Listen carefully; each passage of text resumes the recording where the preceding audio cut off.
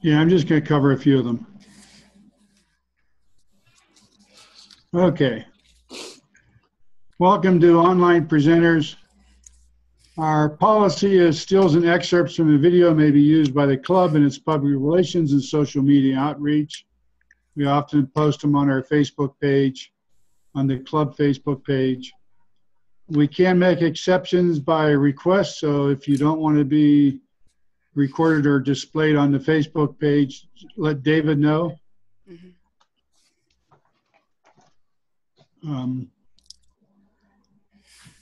We are hosted by Ring Central. Everybody's logged into Ring Central.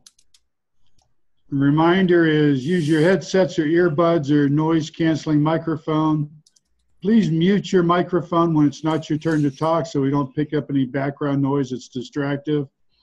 You can also toggle off your video on and off. So if you're going to do any motions, cough or sneeze or get up to do something, you're not distracting anybody. You can switch between gallery view and speaker view. Your controls in the upper right-hand corner.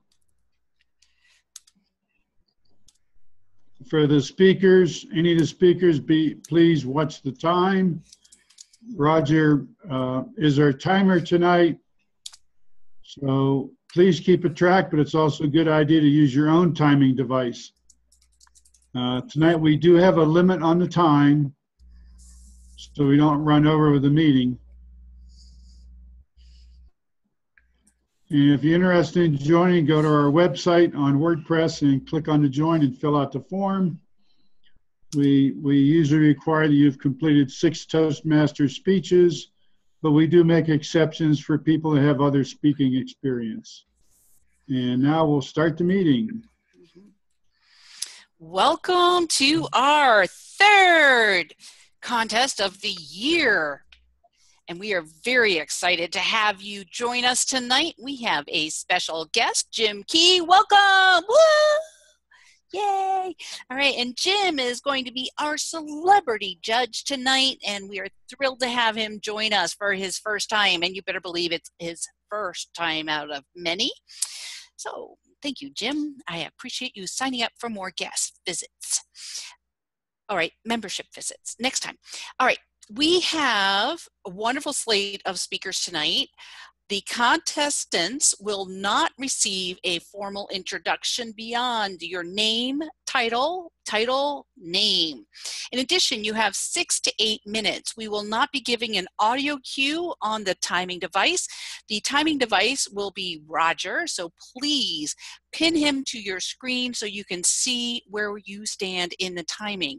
You are responsible for the timing, so at some point you need to, or you may want to switch to the question and answer mode. Doug Mara, who is set up as our chat monitor, is not here. I have sent an email over to Lou Brown to say, Lou, would you be our backup chat monitor, Lou? And I'm not seeing your face on this page. Let me switch over. Oh, there you are. Is that a yes, Lou? You're not talking. Sorry, can you hear me now? I have my device muted. Yes, and just a point of clarification, I will ask questions of the speakers if those are in the chat. Are we going with that approach? Yes. Well, let's see. Only if they ask you. How about Elaine? Elaine, do you have a role for this evening? Elaine? How may I help?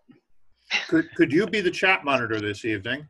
Oh, sorry, Lou. I'm just trying to juggle, spread out the roles. Oh, does he already have a role? He does, yes. Oh. He has a super secret role. He's a super secret role. David, I should have checked with you first. Thank you. The not so secret role. Whoopsie. Oopsie. So is my role to read the questions at a question at an appointed time? Mm-hmm. Only if the speaker asks you to do that. Okay. Okay. Right. Otherwise, they're going to keep track of it themselves. It's up to the speaker to decide that. Okay. All right. Thank you so much, Elaine. I appreciate your help. Everybody make a note that she is your person to ask if there's any questions. All right. Are there any questions from the contestants? We have 5 contestants. I'd like to read off their names in speaking order. Lois Margolin, Norman Dow, Jim Barber, Ryan Demchek, and Sunny Fridge. Any questions from the contestants? Please unmute and ask. I have one quick question. Yes. That is, when I engage with my audience, can I pick out a few people that I need to answer a question? Can I just ask them to put in something in the chat? Yes. Okay. The management of your time is up to you. Mm-hmm. Okay. I had a question. Yes. I was wondering, we decided on the chat monitor? Yes, the chat monitor is now Elaine. Elaine Nieberding. I'm so glad we had this opportunity to further develop the pronunciation of your name, Nieberding. All right. Any other questions? Carol, should I say a few words about the rules? Sure. Okay. Go for it. So I'm playing the role of Chief Judge tonight. This is a contest format that we invented because we're an online club that focuses on learning online skills. So this is loosely modeled on the International Speech Contest, except we give the participants an extra minute. So instead of 5 to 7, it is 6 to 8. Roger also discussed earlier that if you really seriously blow your time, we will interrupt you because we have to finish our meeting and go on with our lives at some point. But so we'll follow the usual basic rules, including a minute between speeches for the judges to mark their ballots. Each of the judges should have received a coded link that is just for you. And on your judging page, it should have your name at the top. If it has somebody else's name at the top, or you can't get it to work, you need to let me know as soon as possible. But I think everybody is in business. The speaking area is the 4 corners of the screen, and we wish you luck. And as we've discussed, the chat monitor is there to assist you, so you do get points for fielding some Q&A, having some interaction with the audience, but it's up to you how to manage that. Unless we hear otherwise, we're assuming that you're probably going to call on the chat monitor for some assistance with that, so that you don't have to monitor it all yourself. I think that's it for the rules, unless anybody has any other questions. Let's continue. Welcome. Our first contestant, Lois Margolin. Tippy-toe to your personal boldness. Tippy-toe to your personal boldness, Lois Margolin. Who here considers themselves bold? Raise your hand. Yeah, some of you are raising them nice and high, but I have to tell you, I don't see myself as that. But I'll admit, I have this affliction. It's called a helium arm. And I'll bet you can get one too. Here's what you do. Raise your hand and do it with me really slow. Now, if someone beats you to over your head, they just volunteered. But if no one raises that hand and your helium arm keeps going up, congratulations, you have just volunteered. This has helped me to tippy-toe into my boldness. And I have to tell you, there's a reason why you want to do this. Because by being bold, you are showing your confidence and you are being all that you can be. But you know, I think there's some other ways that you can actually tippy-toe into this boldness. First off, we have to define what is bold. Great question. It's daring, taking a risk. It's also forceful and in your face. But when we talk about taking a risk, we could be talking about jumping off a roof, or perhaps a risk to your reputation, an embarrassment, or being in a contest like this. Boldness is whatever you think it might be, but it's not bravery, because bravery is when you step back and you think about it, and then you decide to do it. I had to think back and say, okay, tell me a time when I've been bold, because it's kind of hard to teach you to be bold if I can't tell you one of my stories. I live in Coral Springs, and my American Businesswomen's Association partners with the city of Coral Springs. Last year, the city asked me to run a talent show. My helium arm kept going up, going up, going up, and I said, yes, I will do that. I went back to the board a couple days later. I said, guess what? We're putting on a talent show. And my best friend said, have you ever run a talent show? No. And my other friend said, have you ever been to a talent show? No. And the president said, how do you know how to run a talent show? And I looked her right in the eye and I smiled and I said, I've watched America's Got Talent. I had ideas. I wanted it to be glitzy. I wanted famous judges, 20 to 30 contestants.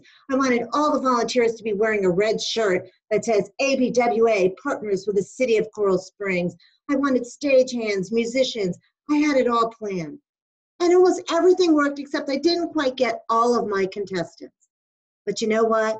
I got a famous local news anchor, and I got a woman who played on House of Cards and West Wing and a whole bunch of other TV shows, and I got one of the most popular dance instructors in the area. It went really well, and that's one place I can say my boldness worked. You want to be bold? Stop being so nice. We all want those hearts on our Facebook and Instagram, and we want people to like us and be warm and fuzzy, but you know what? You want to step into your boldness, you have to be real. You have to be honest, you have to be authentic, you have to have integrity. You have to be able to tell it how it is. So stop being so nice. Trying to get everyone to like you is a sign of mediocrity. Thank you, Orrin Harari. Wait. In order to be bold, you have to speak up.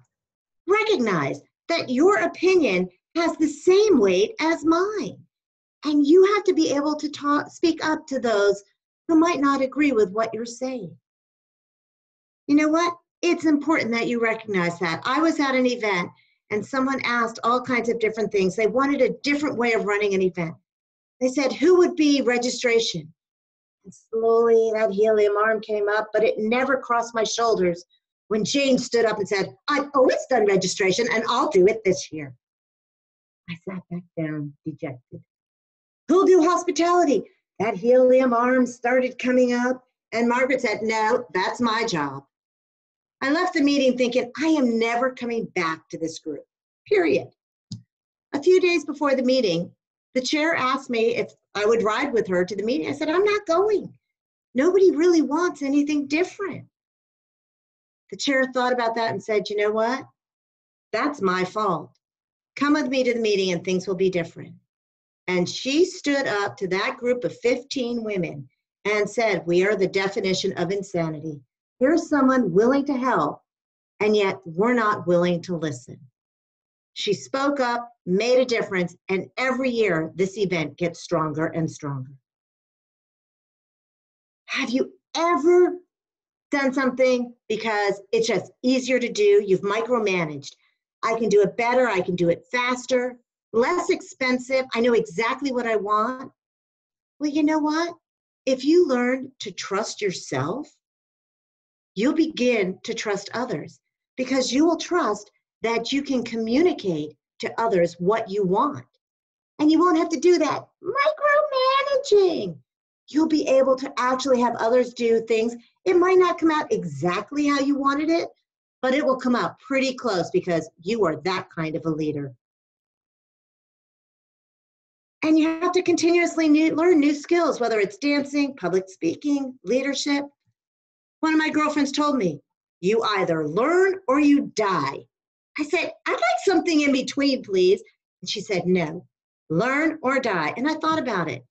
You know, my 98-year-old mother just last month learned how to read on an iPad. She's now reading her books on an iPad. So you know what? We can learn new skills. And lastly, if you know anything about Galaxy Quest, one of my favorite quotes from this movie, never give up, never surrender. It might be difficult, it might be hard, You never know where it's going to go. If you have a problem, brainstorm with your friends. Bring them all together. Figure it out. Maybe you have to take a step back. Wake up the next morning and you'll solve it 1, 2, 3. But no matter what, never give up, never surrender. So here's my challenge to you. The next time someone asks you to lead a team, join the executive board, or create an event, raise your helium arm, be bold, and say yes. Elaine, are there any questions? There are a few questions. The first one from Carol. How do you define boldness? I define boldness as stepping outside my comfort zone and willing to raise that helium arm. Sometimes it gets me in trouble, and my husband swears he's going to get some irons to weigh it down so it doesn't go up.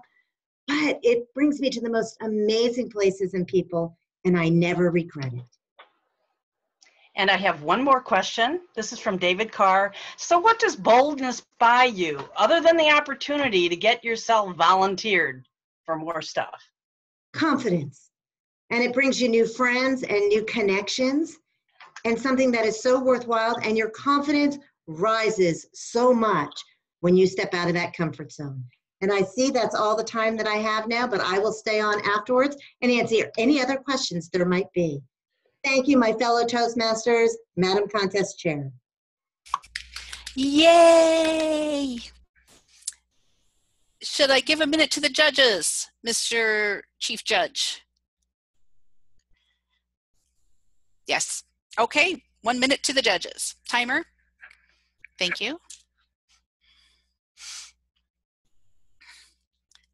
Da, da, da, da, da, da, da, da, da, da, da, da.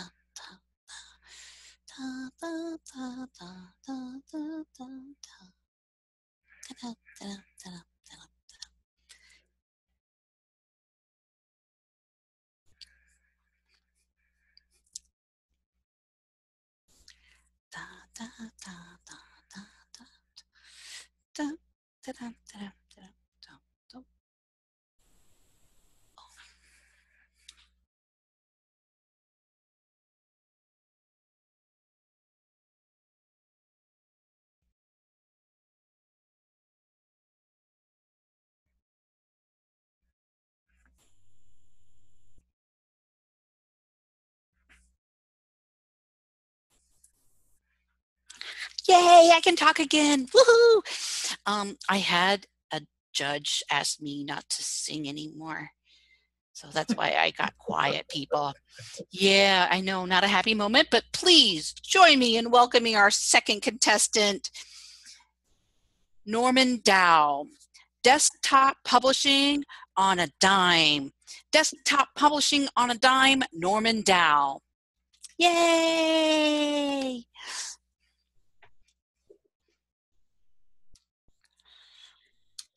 Okay. Good evening, fellow Toastmasters and guests. Toastmasters are communicators, not just speakers. We are speakers as well as writers. If we look at the 10 paths, 6 of the 10 list communicator or communications as one of the primary objectives of that particular path. We need to be as aware of improving our written communication as we are of improving our oral or speaking communication. Tonight, I'm going to make a case for desktop publishing. I'm going to present a desktop publishing workflow, introduce a free industrial strength desktop publishing program, Scribus, and give a short overview of Scribus, and I will take questions. How many of you have ever been frustrated when you tried to format a Word document and the formatting went awry?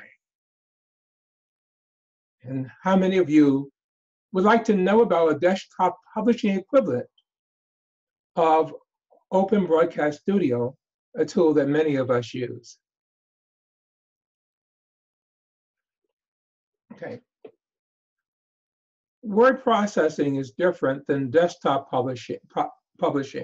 Word processing is document-oriented. It emulates typewriters. It's good for creating documents.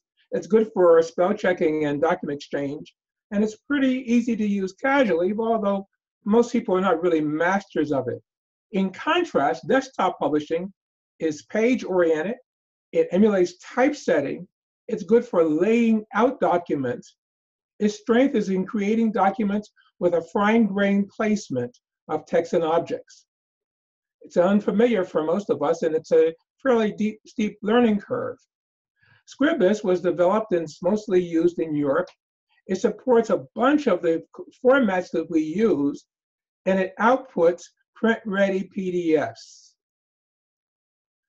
Our desktop publishing workflow is to create our content in what we normally would use, word processing, design a book or a document, and then use Scribus to create the final printed document.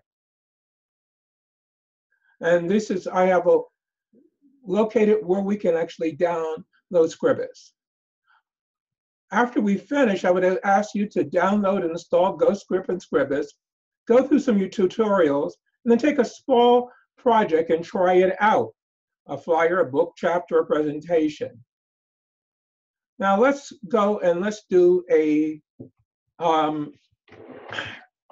Scribus demonstration. When we fire up Scribus initially, I'm using Scribus 1.5.4. We're faced with this screen. It's different than the word processing. This is facing pages. I'm going to do what I would do for a book. So it's a 6x9 book, 6 inches here, 9 inches here. We're going to start with 3 pages. And let's do the inside.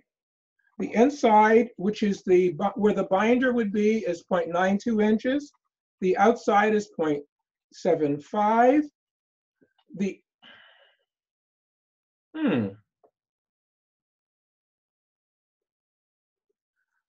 I have messed up. Shall I start again?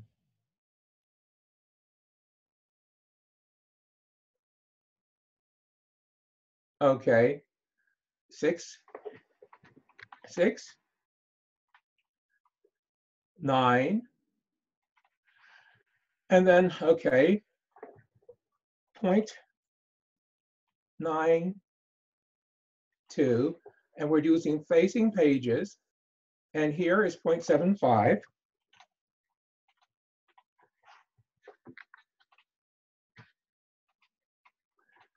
0.8, which is the top, and 0.8 for the bottom.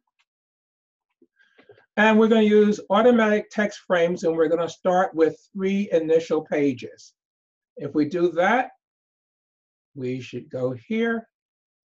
And if we look, we have 3 pages that were created. Now, we use a page-oriented or frame-based versus a word-based.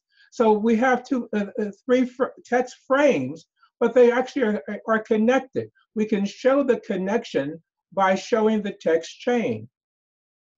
For our demonstration purposes, I'm going to actually insert some garbage text.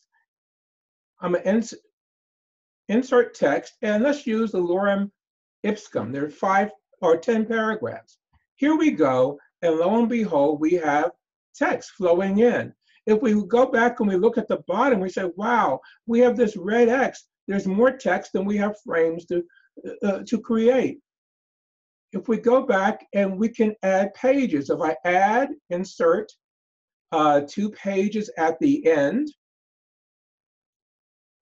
lo and behold, we actually end up with the 2 pages, and we find the text flowing.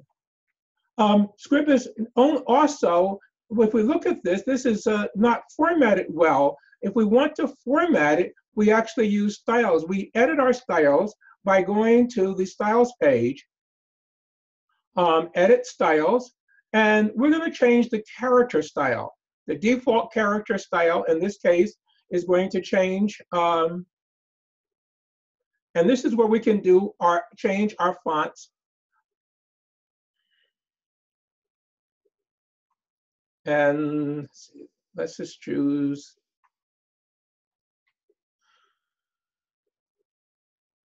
Raleigh as a font.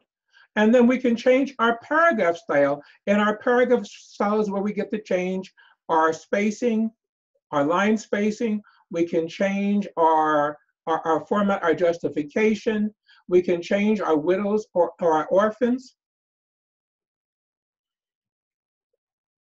Okay, and we can apply it. And voila, we actually have we've now applied it. Now, there are many, many, many more things we can do with this, but this allows us to now, by using styles and using the text, we can actually apply our design on a finished document in a way that we cannot do in word processing. Okay, thank you very much.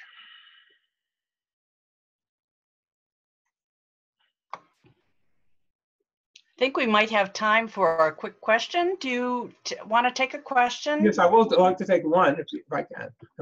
Okay. If you could highlight one reason why someone should use Scribus really rather than a word processor. Much finer control of the printed product. That's it. Okay, thank you so much. 1 minute of silence, please. Thank you, Roger.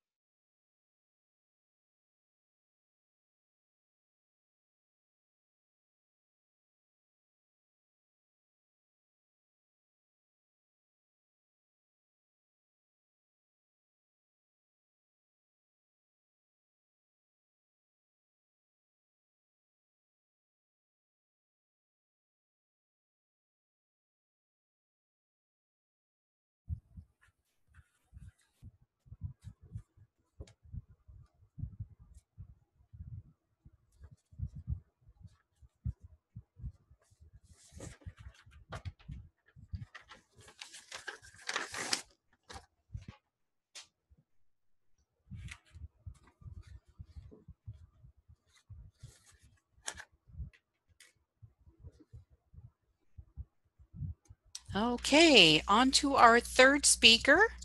Please join me in welcoming Jim Barber. 2 services for successful speaking.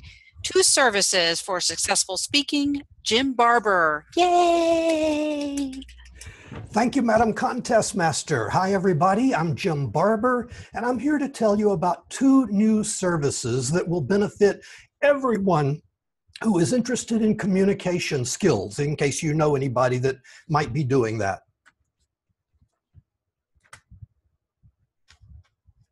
I'm not getting my slide to advance.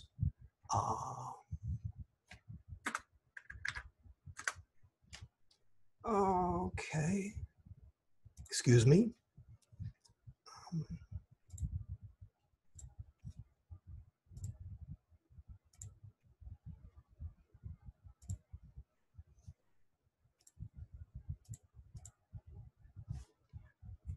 Sonny, you jinxed me.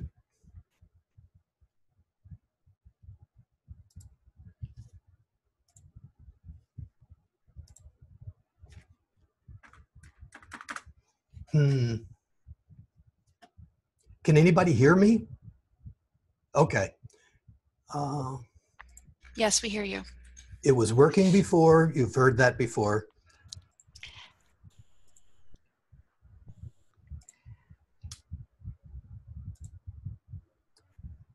Nope.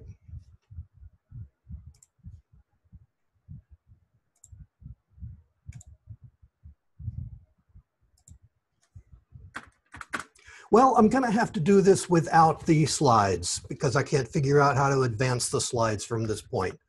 Let me try one more thing. It did work. Okay. Backing up. I'm Jim Barber, and I'm here to tell you about 2 new services that will benefit everybody interested in communication skills. That is you. And this is the new slide. Speaker Jim and Pro Speaker U. Speaker Jim is for those people who want to strengthen their communication skills. Pro Speaker U is for those people who want to make a difference and make a living doing it. Other than that, though, both programs are similar, so I can save a lot of time by talking about them together. It works. Both Speaker Jim and Pro Speaker U are podcasts. You can listen to them on your desktop, your laptop, any internet-connected mobile device. Listening to them on your smartphone is as easy as listening to the radio. You can do it when you're walking or jogging, when you're driving, or whenever it's convenient for you. You can find both Speaker Jim and Pro Speaker U on all the major podcast platforms, including iTunes and Google Podcasts. You can even ask Siri, Alexa, or your Google Assistant to play the podcast Jim Barber Speaker Jim, for example. If you're driving, I'm told you can listen to the episodes on Apple CarPlay or Android Auto, although I'll admit I haven't tried either one of those. Your time is valuable, and so I don't want to waste it. So whichever podcast you're listening to, each episode focuses on one particular topic. This enables me to keep each episode short, under 7 minutes if at all possible. See, I'm a good Toastmaster. Now, I'll admit there's some information that a podcast just cannot convey. Consequently, both of these podcasts have their own official websites, speakerjim.com and prospeakeru.com. Both sites have all of the podcast episodes archived that you can listen to, of course. You can search them by topics. They also have those resources that just can't be conveyed by a podcast. For instance, I've developed a glossary of Toastmaster terms and acronyms explaining what DTM, DCP, WHQ, EIEIO, things like that mean. It would be impossible to explain that in a podcast or a webinar like this for that matter, so you'll find that glossary at speakerjim.com. ProSpeakerU.com is similar. It contains speakers' contracts, other business forms, assessment tools, things like that. Things that pro speakers need but can't be put in a podcast. And of course, it's all free. No cost, no obligation. So, if your New Year's resolution was to hit the gym more often, then you might want to consider visiting the Speaker Gym, where you can tone up your communication skills without working up a sweat. And if you've ever considered making the move from free speaking to fee speaking, I urge you to check out Pro Speaker U. When you're first starting out as a professional speaker, it can be kind of intimidating. I know, I've been there, and the suggestions you'll find at Pro Speaker U will shave months off your learning curve. And that's it. I think I have time for a couple of questions despite everything that was happening before. Let me clear the slides. And Elaine, did we have any questions? Yes, there are a few questions. The first one is from Andy Byrne, who asked, Jim, are they there as searchable podcasts? Yes, they are. Now, Pro Speaker U has just been launched. It was launched this weekend, so it probably isn't showing up in all of the podcast platforms. Speaker Jim should be there. Okay. By the way, I named that Jim Barber's Speaker Jim because Speaker Jim itself was getting confused with other podcasts that are out there. So I put my own name on it. So there is one more question, and that's about accessing the service. Mm-hmm. Lois asks, where's the catch? When do we have to pay? Good question. There is none. This is something that I've wanted to do. I've been in Toastmasters for 29 years. I enjoy explaining things, and I have a delightful time at my home club and a little bit here being able to explain to different people different speaking techniques and things like that. But it's frustrating because I'm limited to a small number of people at any given time. I'm looking forward to the opportunity of talking to hundreds or maybe thousands or more of people through Speaker Jim and through Pro Speaker U. Honestly, it's a labor of love. There's no catch. It's a labor of love. I have a question for you, and that is, and I just lost my question. Hold on. My question is, how do you select your topic for the podcast? Do you have a process? Nope, I don't. It's whatever strikes my fancy at the time. Okay, thank you so much. There's another question.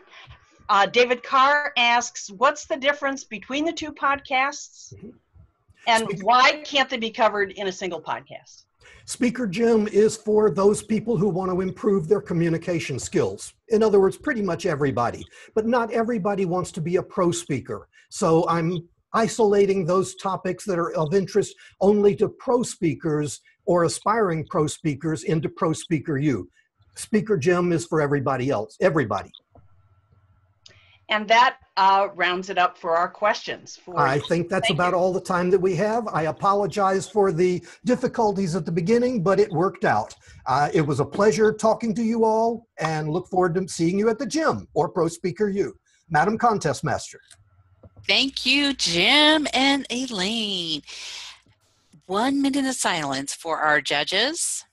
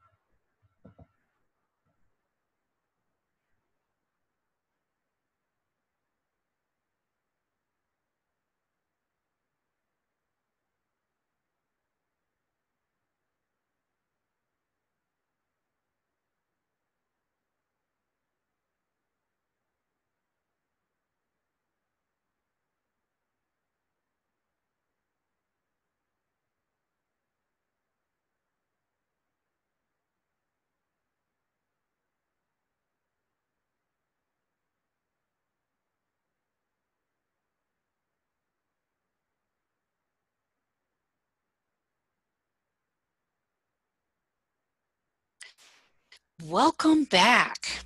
On to our fourth speaker, Ryan Demchuk. Be careful what you hate for.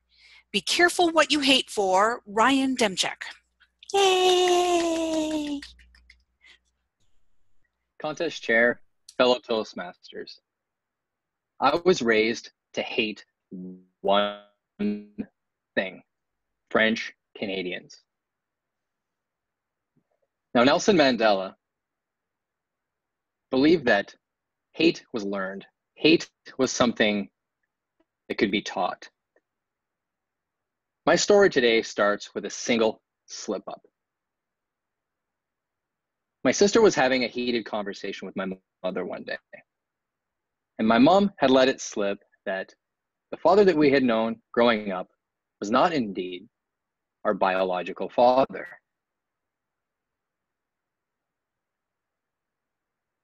Now, this was big news to us, mainly because my father had died years ago. So I went from having no father to a father in the course of one conversation. So naturally, I followed up with this and called my mom and asked her, is this true? Is dad really not my dad?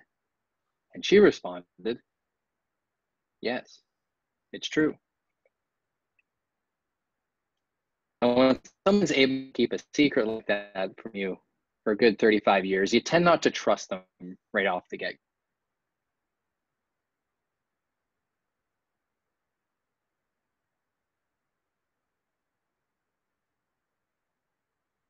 I think we're back online here. So you tend not to trust them.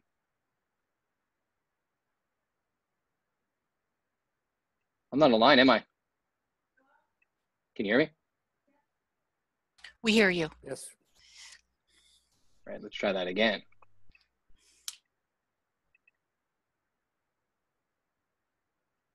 Technical difficulties, fun.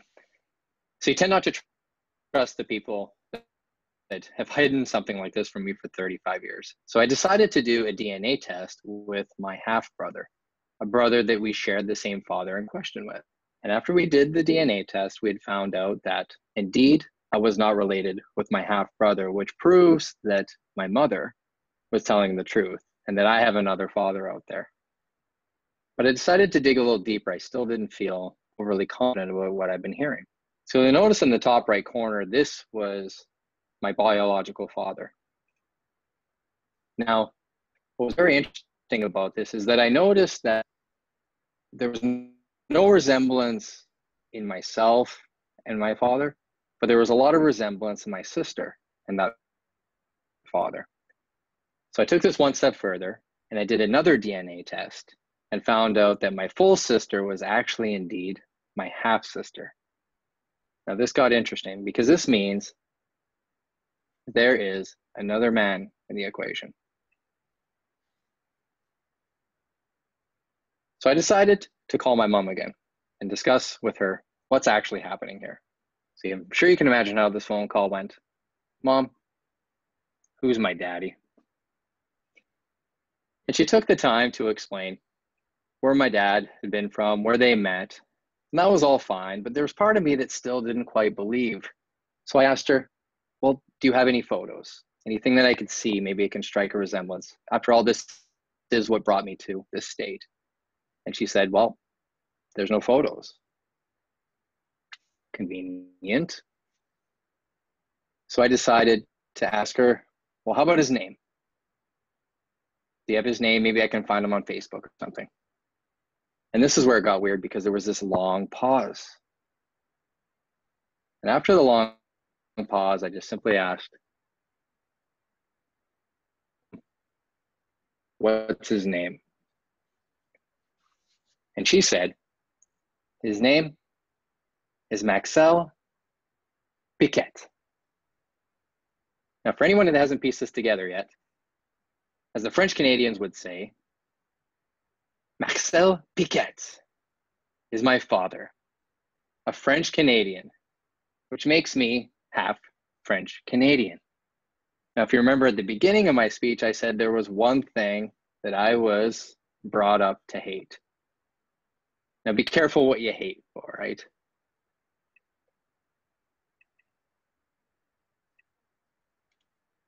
Now, I can't imagine how difficult this must have been for my mom to have a father that has run out or run away from raising her child.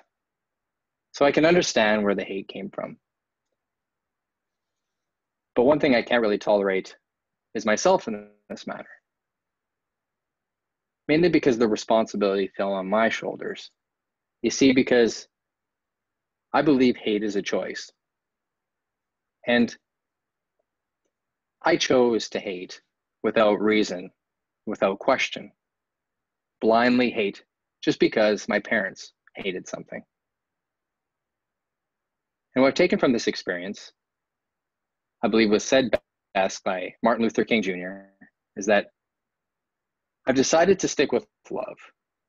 Hate is too great a burden to bear. Looking back and trying to extract the essence of all this whole experience, I would say one thing. Define yourself not by what you hate. Define yourself by what you love. I would hope that my experience and my talk has inspired you to consider defining yourself by what you love.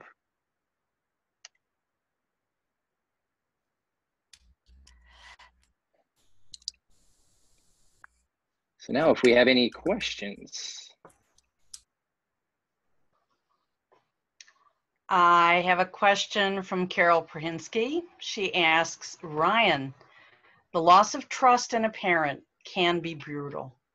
How have you overcome it?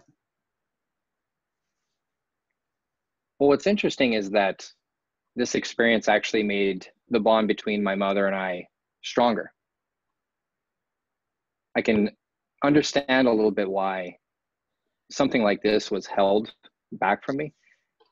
And I guess that trust was lost, but I felt like it was never really there. And it's like, I had it when she actually came clean and told me about my father. I felt that was the moment where trust could be established.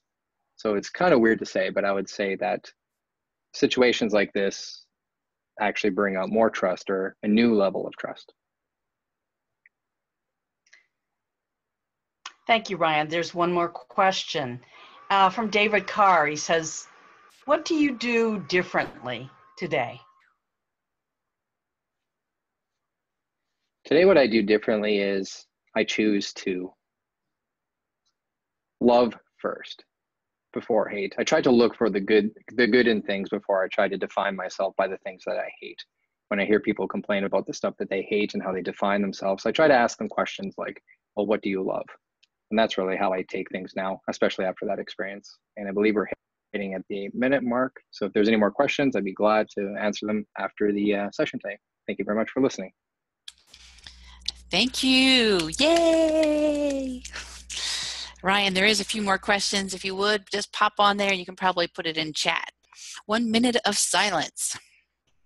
Thank you.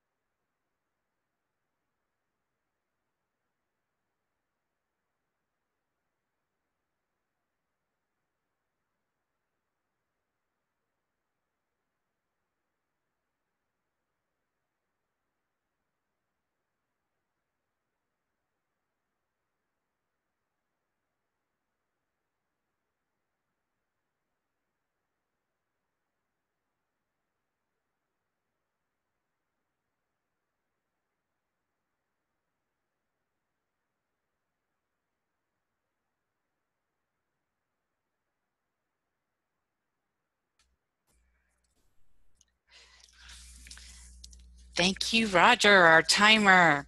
On to our fifth speaker, Sunny Fridge. Beat fear at its own game.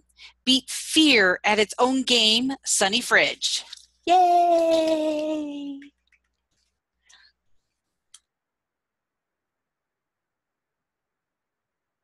Hello, fellow Toastmasters. Thank you, Contest Master.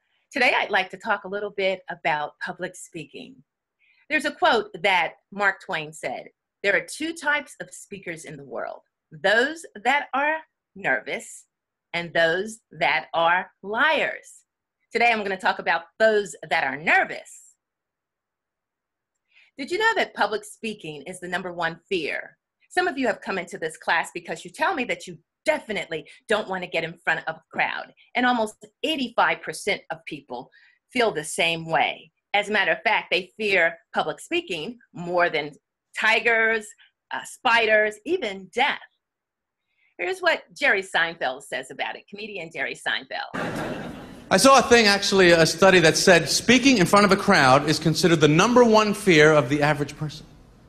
I found that amazing. #2 was death. Death is #2? This means to the average person, if you have to be at a funeral, you would rather be in the casket than doing the eulogy. I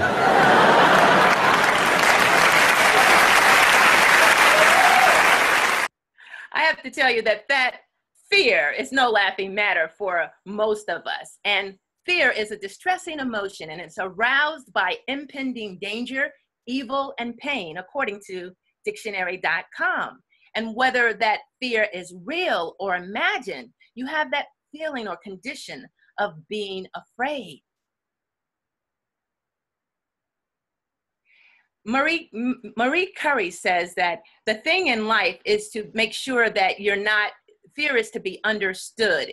It's not to be feared. And now is the time to understand it more so that we may fear less.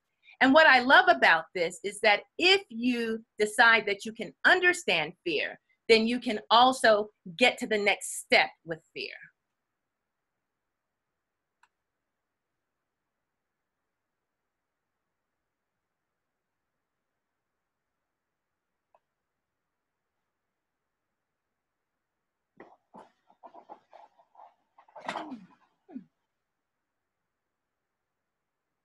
Okay. Some of the things that happen with fear is that there are triggers, new and unknown situations. You have that fear of a new place where you're speaking, and that's what's going to make you more fearful. Then there's the risk of failure. Sometimes you remember what happened when you were a child and you don't want to get in front of an audience again.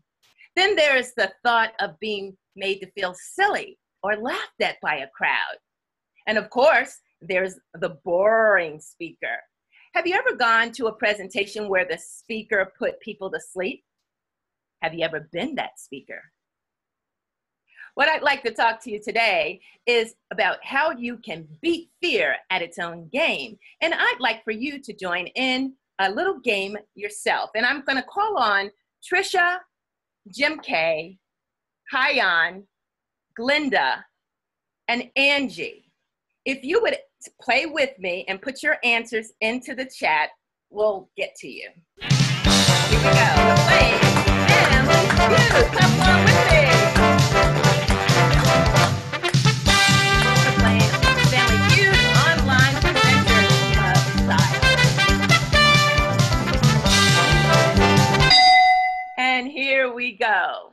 As you know, the game is played by asking a question about 100 people.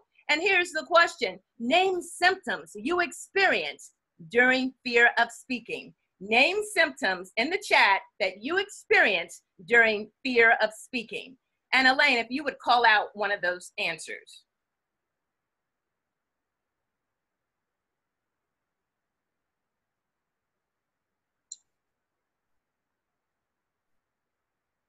Has anyone been able to come up with an answer? Trisha says shaking. Shaking. Let's give Trish a hand. Name a symptom that you experience during fear of speaking. Another answer. Okay, is Harold one of the people you called on? Yes, anybody toss in an answer there. Okay. Yawning. Yawning. Good answer, but it's not there. All right, next. Angie has one. Needing a bathroom trip. That sounds like a good answer as well, but. All right, anybody else? We have a couple people saying, well, sweaty palms. Absolutely. All right, what we're going to do is say the rest of the answers together. We're going to start with number 4. Together, lightheadedness. And number 2, butterflies in your stomach. And number 1, fast heart rate, that beating of your heart a mile a minute. And what I want to do is tell you that you can manage your anxiety by beating fear at its own game through experience. Basically, I want to tell you these simple tips that if you are a Toastmaster and you haven't done your 3rd speech by now, this may be of some help to you. Practice in front of a mirror. That way you can get some of the anxiety out and you can see how you look. Record yourself on a smartphone. Everyone has a smartphone. Record yourself and you'll be able to work on your vocal variety, your gestures. See if there's anything distracting when you talk. Rehearse in front of family and friends. There's always a critic out there, but it's pretty good. Usually your family can tell you something that they like about you and something that you can improve. And then you can deliver a speech before your Toastmasters club. And when you get really good, you can check out Jim Barber's Pro Speaker U and give presentations before other groups anywhere you can. I recently spoke before a group back in January. Welcome, everybody. I need a better hand than that.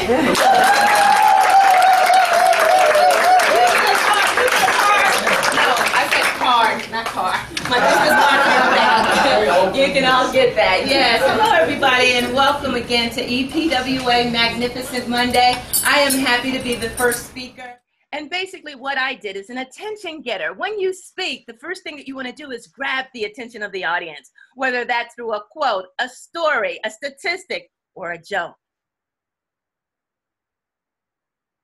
Next week, we're going to be about positive affirmations because the brain doesn't know whether what you tell it is a truth or a lie. So what you tell yourself and think about yourself impacts your belief of yourself. Henry Ford says, whether you think you can or think you can't, either way, you're right. So what we want to talk about is how you can overcome some of the negative affirmations and flip the script and put positive affirmations behind that. Remember, it's normal to feel nervous. Your audience won't notice. Use the experience, and next week when we talk about affirmation methods, and you will exhibit confidence. And remember, confidence breeds competence. It's not whether you're nervous, it's whether you show it. It's not whether you have fear, it's whether you show it. And it's not whether you're confident, it's whether you show it. Face your fear and beat fear at its own game. Thank you.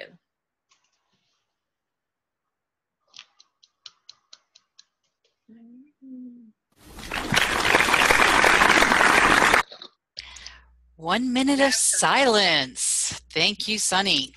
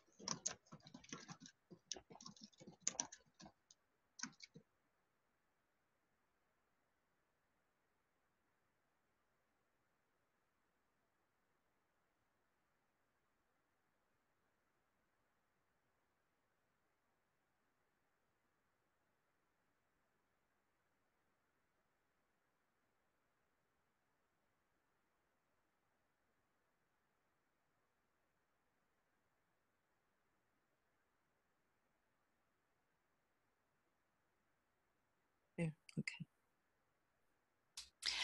Thank you very much. Do I give an additional minute for the judges to get their votes in? Why don't we go over to Jim Key?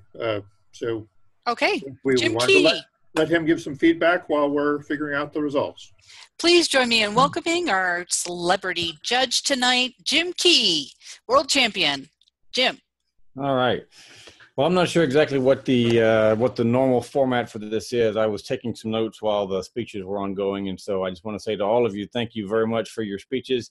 I enjoyed them. I took some notes, and I will hopefully be getting some more information a little bit later that I'll specify. So I'll just kind of go down through one by one and mention some of the notes that I took in the order that you spoke, because that's the order that I took the notes in. Let's see, Lois. I love the helium arm concept. I've never heard that before. I don't know if that's an original thing that you put together, but I love that idea. Even if it's a slow volunteerism, the idea that there's always going to be some of that. So I really, really like that. The America's Got Talent reference was really, really good. Your visuals were really good, not too many words on them. And of course, any reference to Galaxy Quest, I will appreciate because I'm a geek that way. But anyway, really enjoyed your speech, so well done. Norman, you had a lot of extremely useful information, a very technical presentation, and I think you did that pretty well.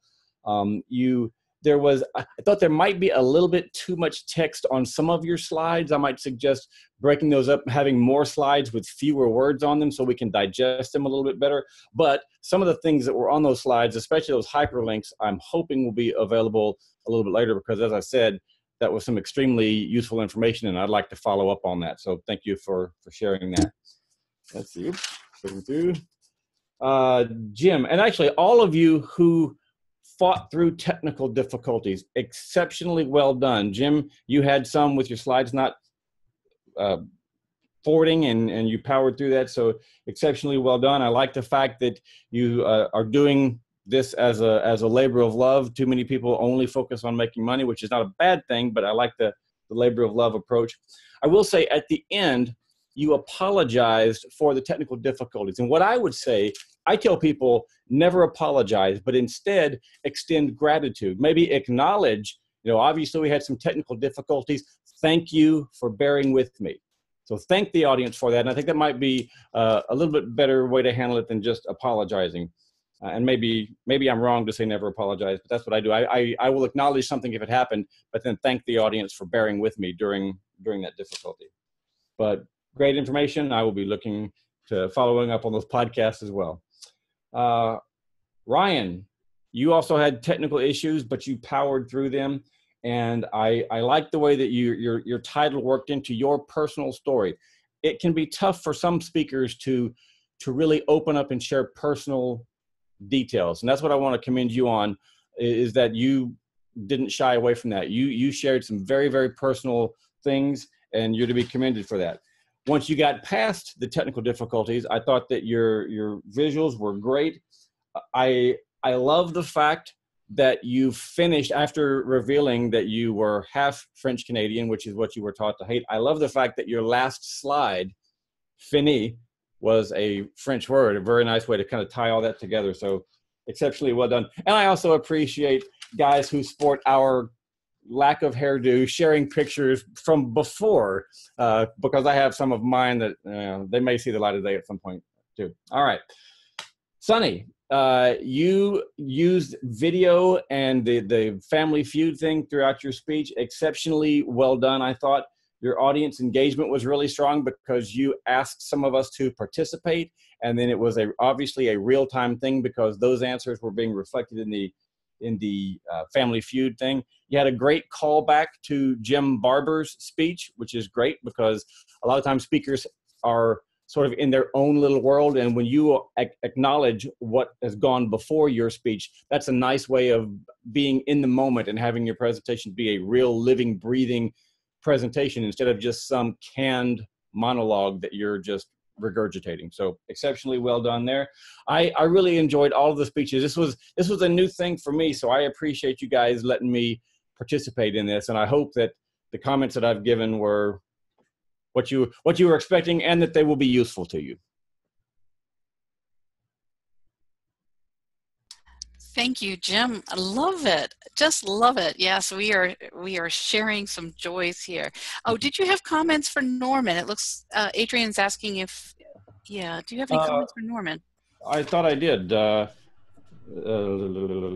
Thank you, Jim. I wanted to tell him that it was a lot of really extremely useful content, and I want to follow up on getting those links because I'd like to experiment with this Scribus myself. The other comment I had was an opportunity to maybe put a few less words on each slide, maybe have more slides, but a few less so we can kind of digest them as we go through rather than being hit with a bunch of text all at one point.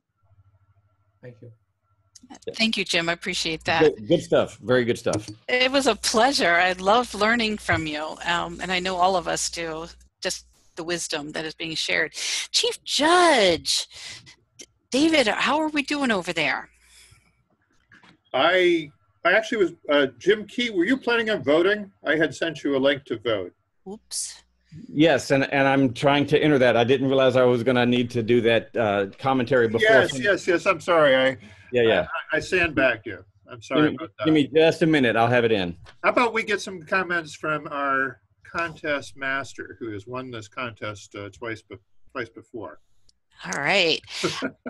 Well, we already had some excellent comments by Jim. I tend to focus on things that I call tweaking. So what are the little changes that we can make that have a huge impact on our audience? Images on your screen, if you're using the PowerPoint slides, images really powerful, and try to minimize the number of words. So I saw a couple slides that did have a lot of words on them. Just, if you can, eliminate the words, as many words as possible. Now, I love seeing the references because that's something we can go back to. Now, with technology problems, sometimes we just have to say, forget it. I'm not going to use the technology. I don't need it anyway. And if you can, try to move past the technology and just give your speech, because you have amazing content. Do you really need the PowerPoint? Many times we don't. We rely on it as a crutch. And so here's my suggestion is be comfortable in releasing that crutch, that reliance, and you're going to be just fine. Let's see. The questions.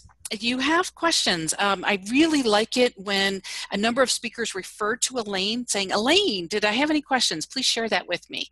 And Elaine's like, yes, I do. I do have a couple questions for you. And so she was able to ask the questions. You were able to respond to those questions. That really allows you to interact with the audience. It's critical to your success in webinars. So I highly recommend that you do that interaction. And if you have somebody like Elaine who's helping you out, that's really important, because we do have a lot of chat, especially on a night like tonight.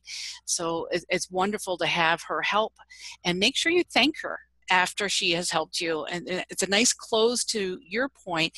But after the Q&A session, I always recommend that you come back with another summary of your key points in your speech. Make sure you end on a strong ending so that people walk away remembering you, not the last question. I'm going to pass it back to you, David. Thank you so much. Are you ready for me? I am almost ready. If you're not ready, I'm going to go ahead and ask our guests what they thought of tonight. Is that okay? That's a good idea. Okay. Harold, how did you like tonight? You're a guest still, right? Yes, I'm still a guest. I actually had a comment that I placed in there. I've done a tremendous amount of speaking in front of large audiences. I used to teach soccer referee classes. And one thing that we learned through our classes was you've got information on the slide. Try not to read the slide too verbatim, because they can read that and you can actually get twice of the amount of information when you have the slide and you give some additional detail. So that was one thing that I picked up on this today too, in the speaking today. Mm-hmm. Other than that, I thought that especially there was a lot of variety in the speeches that was given tonight. And so that's something that I thought was interesting, because there was a wide variety and different types of usage of the screen. All right, very good. Thank you. Doug Brinker, what did you think of tonight's meeting? This is your second time, Doug, right? Pardon? Is this your second time with us tonight? Third. Third, welcome back. It was the most highly interactive, fun, educational, inspiring Toastmaster meeting virtually I've attended in quite a number of years. Wow. We'll take that. I'm honored to finally meet the legend Jim Key, who I've watched so many videos over my years.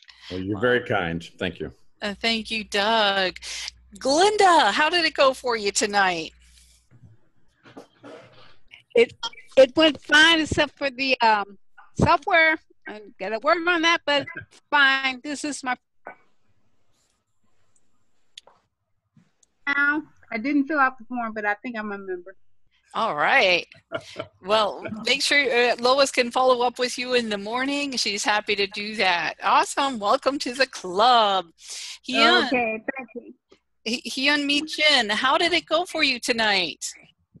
It was very amazing to hear that every contestant, because I got a bunch of information and then inspiration, emotional. I think it was very good. Kudos to every contestant. Thank you.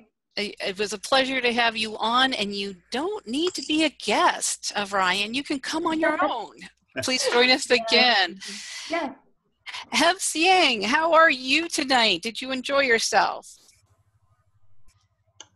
Hi everyone, I did enjoy myself tonight, and I think tonight is much more interesting than the one that we had last week, and especially we have Jim Key in in a two end. So make sure that Jim Key join the club so we could get us a mentor. Okay, you hear that, Jim? You are now a pushed to be a member. I'm sorry. What was that? I see a helium arm in your future. Yes, helium arm. Thank you, Kathy Beatty. How did it go for you tonight? This was very interesting. I think yourself and Sunny deserve the Energy Award because you have great energy. Oh. And I think that Ryan deserves the Authenticity Award for his fabulous speech. And I love the technical problems simply because no one panicked. And I know you were feeling panic inside, but you did not show that. So I love this format because I do a lot of online and it's a totally different dynamic. So to learn it, to learn how to be effective in it, I'm very interested in. Kathy, we would love to see your application. I've already let the officers know you're fully vetted. So thank you. Thanks, Carol. And Harold, are you still here? There you, let's see. Harold? Yes, I'm here. Oh, I already asked you. Hello again. All right. David Barrett. David Barrett, how did it go for you tonight? Wonderful. It was a delight to experience. There were things to learn, things to be interested in, and things that touched the heart. Loved it all. And this is your second or third time also? Second time. Should we expect you again? Yes. All right. We look forward to it. And Jim Key, guest who's visiting us for the first time, and we are giving him tons of kudos tonight, so his ego is not going to get too big. Jim, how did it go for you tonight? Well, I really enjoyed it. I think I probably would have rather been a guest first to kind of familiarize myself with the technology before being part of the contest involvement. That way I wouldn't have had the little struggle I did with technology on my end. But I really enjoyed it. It's a really cool thing. I knew that there are online clubs, but I had never really gotten involved with one. So I really appreciate the invitation. You're welcome back anytime. And I think a number of people have already signed you up for a future visit. I got that sense. Yes. All right. Thank you. It's a pleasure having you on tonight. I'm going to pass it over to David. Are we ready yet, David? We are ready. Excellent. So who will be the next winner? Ooh. Number 3, third place, Jim Barber. Hooray, Jim! Second place. Oh, things are showing up in the wrong order, I'm afraid. Second place, Lois Margolin. And top place, Sunny Fridge. Woohoo! You don't have to have a family feud over that, but thank you. Woo-hoo! Thank you all. Well, that's right. We could unmute. We could have a little bit of audible applause here. Yay.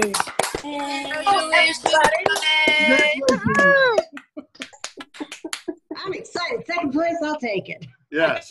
Thank you. Survey says. Right. Dun, dun, dun. It's true. We mute for technical reasons, and then we miss the feedback from people out loud. But glad to share some of it. I know we are way over time, but do we have a time for Sunny to give 1 minute of just kudos about how she was able to be so successful tonight? In 10 seconds or so, woo! I love Toastmasters, and I'm beginning to love the joy of sharing what I know. And I've come to find that I'm trying to take this little show on the road. I've spoken to women's groups and young people. So I'm just excited.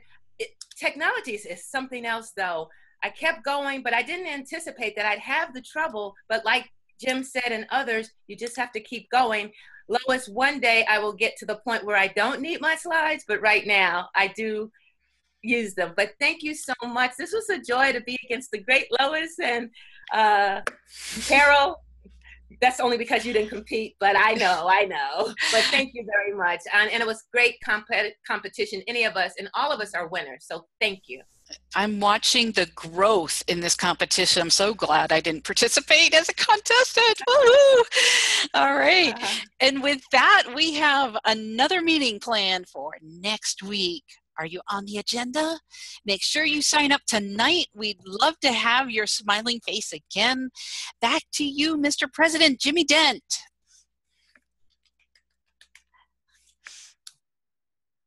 Okay, thank you.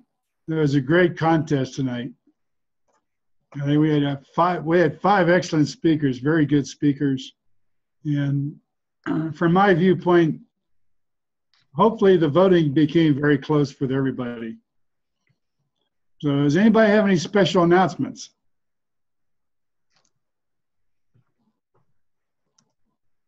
No special announcements? Helium Farm, Lois. Yes, I just wanted to say thank you to everyone. I gave a 45-minute speech on Saturday, and it absolutely rocked. And I think a lot of it has to do with being in this club. So thank you. Thank you. I want to thank all our guests for coming tonight, and I hope we see the guests again next week. Everybody's definitely welcome to come back and just as a visitor and a guest to watch our meetings, since we'll have a regular meeting next week, especially you, if Jim's still here. No, we'll have to invite Jim Key back. I think to he's see one of our regular meetings. I'm still here. Yeah. He just said Oh, Carol's are our you? Toastmaster next week. Oh Yes. my gosh, again. All right. And then Yeah. he said, stick around for 5 minutes if you'd like to learn a new trick. So he's going to teach us how to jump through hoops. I like it. Yeah. Okay, well, I've got nothing else. Somebody put that comment in with the label "I am Jim Key," and I was not the one who put it in. Oh, that's Roger. Roger. Roger, you keep pulling my leg. He's a funny guy. Okay. Well, I guess that was the trick. He did a fine job. You can rename yourself. You can be anybody online. You can, yeah. Nobody knows you're a dog, right? All right. Thank you. Have a great week, everybody. Thanks for staying on late, everyone. Have a great night. Thanks. See everybody Bye-bye. next week. Good night.